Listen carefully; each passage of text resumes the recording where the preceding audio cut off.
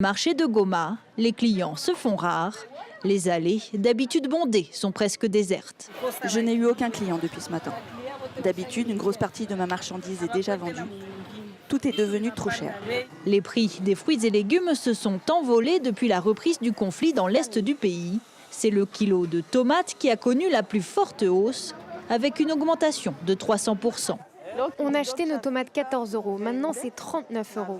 Les routes du Rutshuru et du Masisi sont coupées.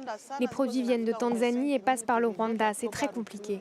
La fermeture des routes dans le Nord Kivu a été décidée par les autorités congolaises, qui, pour des raisons de sécurité, interdisent tout échange entre les zones occupées par le M23 et les zones sous contrôle de l'armée congolaise.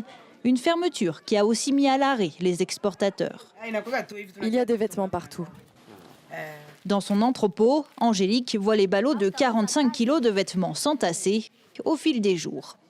Avant la fermeture des routes, je vendais jusqu'à 300 ballots par semaine, mais là j'en vends même pas 5. Nous traversons vraiment une crise. J'ai même du mal à faire manger mes enfants à la maison. À Goma, les habitants craignent une asphyxie de la ville.